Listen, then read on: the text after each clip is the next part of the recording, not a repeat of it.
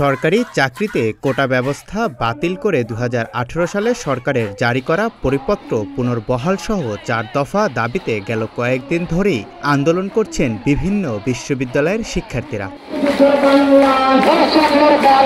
তাদের ৪ দফা দাবিগুলো হলো ২০১৮ সালে ঘোষিত সরকারি চাকরিতে কোটা পদ্ধতি বাতিল ও মেধাভিত্তিক নিয়োগের পরিপত্র বহাল রাখা, পরিপত্র বহাল সাপেক্ষে কমিশন গঠনপূর্বক দ্রুত সময়ের মধ্যে সরকারি চাকরির সমস্ত গ্রেডে অযৌক্তিক ও বৈষম্যমূলক কোটা বাদ দেওয়া, সরকারি চাকরির নিয়োগ পরীক্ষায় কোটা সুবিধা একাধিকবার ব্যবহার করা যাবে না এবং কোটায় যোগ্য প্রার্থী না পাওয়া গেলে শূন্য পদগুলোতে মেধা অনুযায়ী নিয়োগ দেওয়া, দুর্নীতিমুক্ত নিরপেক্ষ ও মেধাভিত্তিক আমলাতন্ত্র নিশ্চিত করতে কার্যকর ব্যবস্থা গ্রহণ করা। এসব দাবিতে গেল ৪ দিন ধরেই বিক্ষোভ মিছিল, মানববন্ধন সহ বিভিন্ন কর্মসূচি পালন করছেন শিক্ষার্থীরা। আবার বিভিন্ন মহাসড়ক অবরোধ করেও আন্দোলন করছেন তারা। এতে বিভিন্ন মহাসড়কে তীব্র যানজটের সৃষ্টিও হচ্ছে। চলমান এ আন্দোলনের মধ্যেই বৃহস্পতিবার নতুন করে ৩ দিনের কর্মসূচি ঘোষণা করেছেন আন্দোলনরত শিক্ষার্থীরা।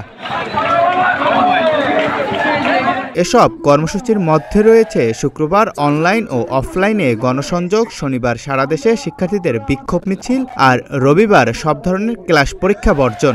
আগামী সোমবার বিকাল ৩টায় সকল বিশ্ববিদ্যালয় এবং কলেজ থেকে বিক্ষোভ মিছিল বের করা হবে। আগামী রবিবার সকল কলেজ ও বিশ্ববিদ্যালয়ে ক্লাস পরীক্ষা বর্জন ও ছাত্র ধর্মঘট পালিত হবে এবং আগামী শনিবার বিক্ষোভ মিছিলের পরবর্তী সময়ে আমরা রবিবারে আমাদের মাঠের কর্মসূচি ঘোষণা করব। তাদের সব দাবি পূরণ না হওয়া পর্যন্ত এই কর্মসূচি চলবে এমন হুঁশিয়ারিও দিয়েছেন শিক্ষার্থীরা। হাইকোর্ট যে রায় দিয়েছে এই রায় আমরা মানি না, ছাত্র সমাজ এই জন্য আমরা ফুঁসে উঠেছি। আমাদের মেইন দাবি হচ্ছে সরকারি যত চাকরি আছে নবম গ্রেড থেকে শুরু করে 20তম গ্রেড পর্যন্ত কোনো ধরনের কোঠা থাকতে পারবে না। এটাই আমাদের দাবি। আমাদের দাবি আদায় না হওয়া পর্যন্ত আমরা রাজপথ ছাড়বো না। আমরা হাইকোর্টের দিকে তাকিয়েছিলাম, যেহেতু সেই রায়টা তারা বহাল রেখেছে। আমরা এখন আমাদের মতো করে আমাদের আন্দোলন কিভাবে সামনের দিকে নিয়ে যেতে হয়, কিভাবে আমাদের অধিকার আদায় করতে হয় সে ব্যাপারে আমরা দেখতেছি আর কি দেখবো। ২০১৮ সাল পর্যন্ত সরকারি চাকরিতে ৫৬% কোটা প্রচলিত ছিল বাংলাদেশে। তার মাঝে ৩০%ই ছিল মুক্তিযোদ্ধা কোটা। বাকি কোটার মাঝে ১০% নারী কোটা, ১০% জেলা কোটা, ৫% কোটা ছিল ক্ষুদ্র নৃগোষ্ঠীর জন্য এবং ১% কোটা ছিল প্রতিবন্ধীদের। ওই বছরই বিভিন্ন বিশ্ববিদ্যালয়ের শিক্ষার্থীরা কোটা সংস্কারের দাবিতে কোটা বিরোধী আন্দোলন শুরু করে। শিক্ষার্থীদের দাবি ছিল যে কোটা ৫৬% না হয়ে ১০% করা হোক। তাদের দাবির মুখে সে বছর পুরো কোটা পদ্ধতি বাতিল করে একটি পরিপত্র জারি করেছিল জনপ্রশাসন মন্ত্রণালয়। তবে ২০২১ সালে কয়েকজন মুক্তিযোদ্ধার সন্তান ৩০% মুক্তিযোদ্ধা কোটা ফিরে পাবার জন্য উচ্চ আদালতে রিট করেন।